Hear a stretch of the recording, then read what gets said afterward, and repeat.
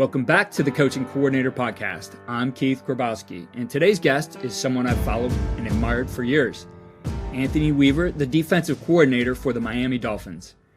At the time of our conversation, he was the associate head coach and defensive line coach for the Baltimore Ravens, and we caught up at the QB Collective at the Wynn Resort in Las Vegas. What made this interview special was not just Weaver's insights on football, but the way he brings heart, humility, and a teacher's mindset to everything he does.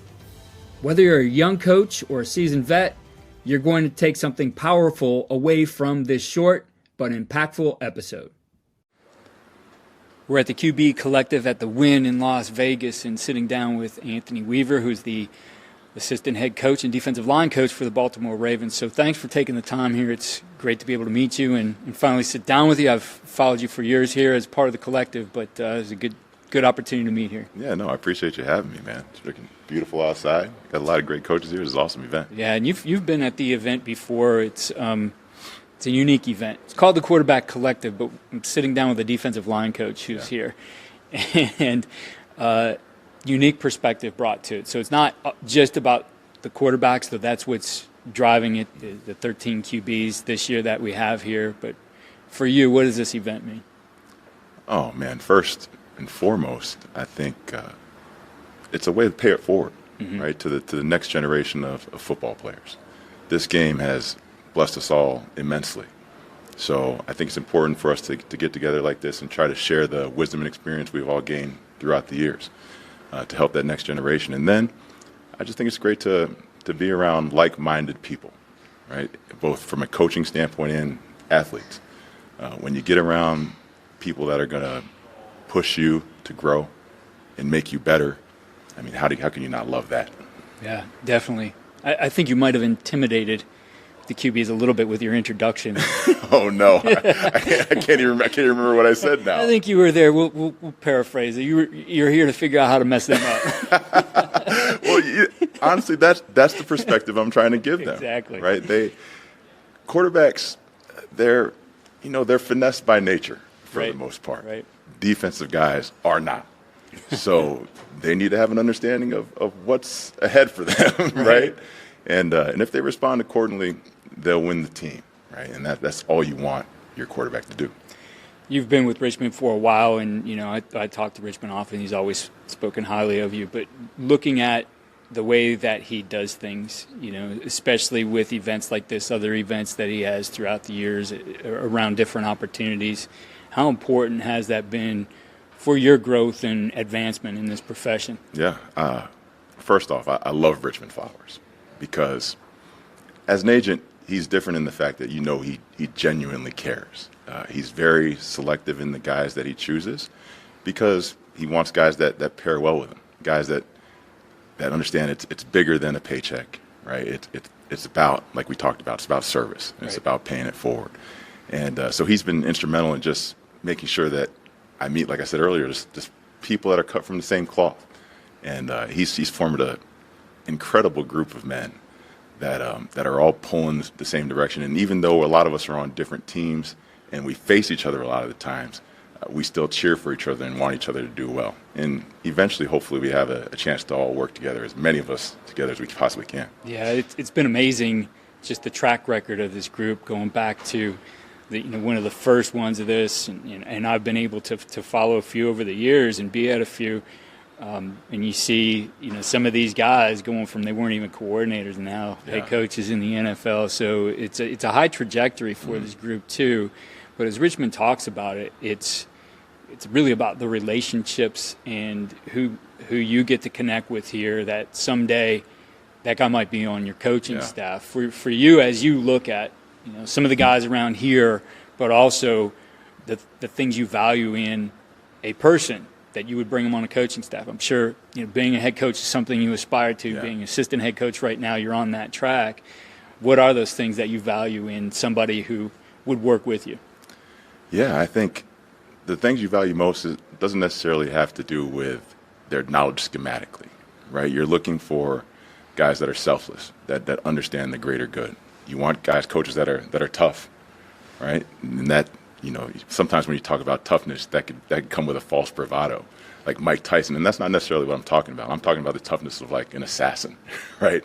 A guy who can show up, be the same guy every day, and deliver when needed. You want guys that are tenacious. Now, tenacious and toughness, you think those go together, but to me, tenacious, that's more time. There's more time given, right? So this game is hard, right? The season is very long, and as the season goes on, some people start to fade and they start to change. Right? You don't want guys that do that. You want guys that are consistent and calm in the chaos and are always the same guy each and every day. And then you want guys, obviously, that are going to work hard. Right? At the end of the day, I think we all look for that, and guys that have a growth mindset. The thing about this game is the second you think you have all the answers, the second you're on your way out. You look at the Kyle Shanahans, the Mike McDaniel, all the guys that have come through here. They've adapted throughout the years. When I worked with Kyle in Cleveland in 2015, that offense looks completely different now. And that's just a testament to his work ethic and his ability to grow and adapt throughout time. And I think as long as these coaches have these attributes, you'll always have a chance to be successful in this league. Yeah, toughness is a big aspect of coaching. No matter how much you know, you don't necessarily get to walk in and have the titles right away. You're going to work through it, and there are going to be tough times. It's not easy. I'm sure there's been times early on when you're wondering, like, oh, man, what am I doing, man? For you looking back on it, what was a tough time really sticks out in your mind, and how do you get through it? How do you use that then to grow as a coach to be able to continue on? Yeah, my most difficult year coaching, and probably the year I've had the most growth, was the year I coordinated in Houston. It happened to be the COVID year, which obviously there were obstacles there that were unanticipated. But the thing that you realize, right, and this is probably life in general, is life is like a pencil, right? In order to sharpen, you got to cut some of those edges off. And a lot of those times when you're going through those tough times, that's what's happening. And the one thing I try to tell my kids, I have an 11 and 5-year-old, right? So I tell them the same things that I tell my players is, all these tough times that we've all gone through, I wake up in the morning and I'm okay, right? And that's what people need to understand. Is like, you're going to be okay in the morning. All right, pick yourself back up. Let's have some critical thinking about what just happened, and then identify that and understand how you're going to grow from it. So that's all I continue to try to do. Yeah, when you look at things on the flip side of that, there certainly are a lot of highs in this game too, especially being at the NFL level. I mean, just to get to the position you are, there's 32 of you in the league, right? Yeah. The 32 position. I mean, this is really the top of the profession. But there's those joyous moments outside the wins. The wins are always great because it's that collective effort that comes together. What are those, for you, the things you remember, those joyous moments that are outside of the wins that really fit into your mission as a coach? Oh, man. So there's a couple things there, right? You have instances where you're constantly trying to teach guys not just football, but life experiences, right? And opportunities there for them to grow. And you're trying to instill these lessons to them. And every once in a while, you see it come out through a player in an interview, and they start to sound like you, right? and I find so much joy in that. I remember I'm a big no excuse guy, right? And I'm constantly talking to my players about that. I say blame. I'm an acronym guy too, right? No being lazy and making excuses. So I had this player, DJ Reader, and he was doing an interview, and they asked him some question, and he goes, you know what? Excuses and responsibility can't coexist. And he said that. I was like, oh my God, that's me. I'm like, he's sitting there saying the same things I'm saying. So that part is awesome. More, even greater than that, is when I just coached Calais Campbell. Right, Calais Campbell's undoubtedly a Hall of Famer. He's been in the league 16, 17 years. He's going to have 100-plus sacks. And when you have somebody of his caliber come up to you and tell you, like, hey, Coach Weave, you're one of the best coaches I've ever had, not just from an X's and O's guy and things like that, but just as a man. He's like, you've helped me grow so much. And when you have somebody of that stature, him, the J.J. Watts, the guys I've been fortunate enough to be a part of and just touch their greatness for a second, and when they show that amount of respect and love to you, oh man, you're like, all right, I'm doing the right things and I'm doing it for the right reasons. Obviously, it's getting through. Yeah, one of the things in the whole learning process, when you have somebody who essentially can teach that material. And whether that material is the culture you've instilled with them and hearing those things come out, or it's being able to coach up other players maybe when you're injured. D'Angelo Hall talked about that, or it's not your turn, whatever it might be. As a coach now you see that, okay, it's now also not me just driving the culture, it's player-led. It's not, it's we're doing it. Absolutely. How do you, one, set up that environment so that you are going to get it to that point? And then two, what are the best teaching methods you use that those guys get it and they're able to do it? That's a unique question, right? Because people say they have these different methods and all these things, but ultimately I think players are a reflection of your coach, right? So whoever you are, right, be true to that. Mm-hmm. Be genuine. When you talk to them, talk from the heart, and then obviously know what the heck you're talking about, right? But to me, like, I don't have any real strategy. I just try to stay true to who I am, right? We all have things that we believe in that are unbending, like principles, but you got to be flexible with your methods, and they're all different, right? They're all different. So I try to work within that player with what he does best, and I try not to square peg round hole anybody. I'm going to figure out what his best attributes are and have him be the best version of that. And I've had a lot of success doing that so far, and I think that's why it doesn't matter who's come through that room, whoever it's been has gotten better, because I haven't tried to, like, just, hey, this is how we do it. Like, there's only one way. No, there's a bunch of ways to skin a cat. Yeah. And once I figure out who you are and what you do and what your speed and your twitch and your length and your different attributes, like, I'll find a way for you to get your job done. Right. With that, it's not always as smooth as that and saying, oh, here's a square peg, I'll put it in the square hole. Oh. Sometimes you are banging in there figuring out, okay, what is it? How do I need to get to this guy? This guy doesn't get it. When there's something like that happening, whether it's the culture of your group or a concept on the field or a technique, what's the first thing you're looking to say, okay, this is how we have to do it moving forward? I just think you got to invest more time, right? There's some guys that are going to get it right away, right? They're going to listen to you, they're going to put it up there on the board, and they're going to grasp it, right? Or whatever you're trying to teach. And there's guys that won't. And those guys that don't, to me, I just think, like anything, if you want to get better at something, you got to invest more time in it. If I want to be better in my marriage, I got to spend more time with my wife, and we got to talk, and we got to communicate more. And when I've had that disconnect with players, I'm like, all right, hey, come into my office. Let's spend more time together. And maybe I got to find a different way to say it, a different way to teach it. But eventually, I've always found that once you can find it. You can find what makes them tick, and you can get them to respond the way you want them to.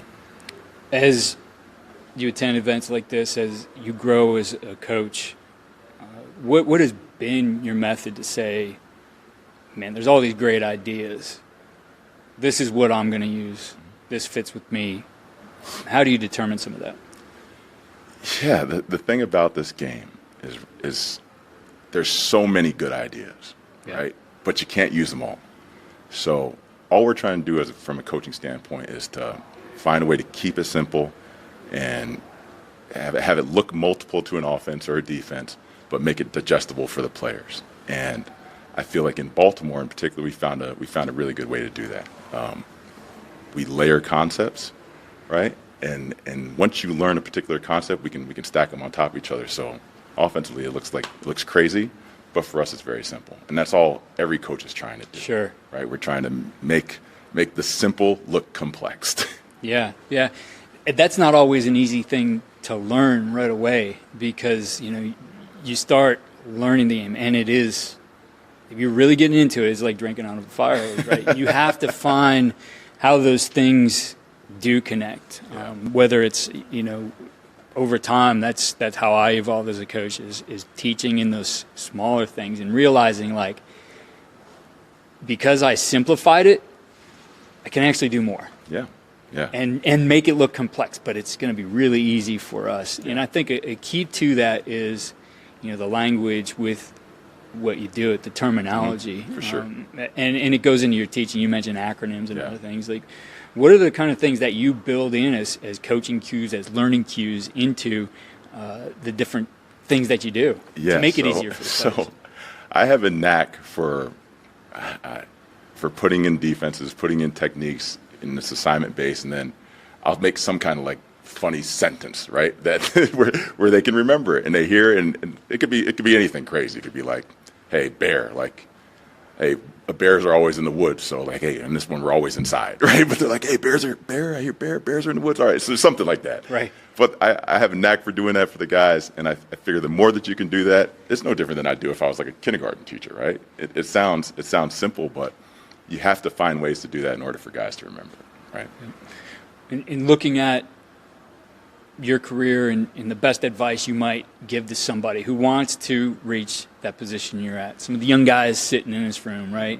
QC guys just getting into the game. Rich, as he's introducing today, Rich Gangrillo said, we've been here before. There are guys sitting in this room who are going to be, might be analysts or QC guys right now. They will be head coaches. So for those types of guys or our listeners, what's your best advice to be able to be in this for the long haul and accomplish what you want to accomplish? Yeah, I think it's just be where your feet are, right? Let's not chase the next job and look ahead and all these things. Just do great where you're at. And if you're working hard and you're getting results, people will see that. And you don't gotta promote yourself and do all those things. Like, that'll happen organically.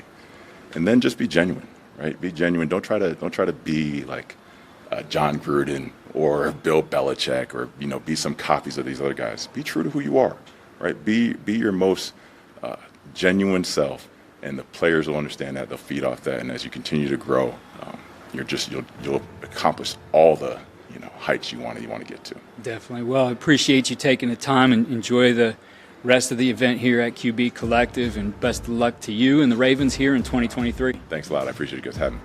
That's it for today's episode with Anthony Weaver, an incredible coach who's as passionate about developing men as he is about the game of football. Whether you're chasing a coordinator title or just getting started in coaching, his message of authenticity, resilience, and growth-minded leadership hits home. Be where your feet are, stay true to yourself, and build real relationships. Thanks for listening to the Coaching Coordinator Podcast. Until next time, keep growing, keep grinding, and keep leading.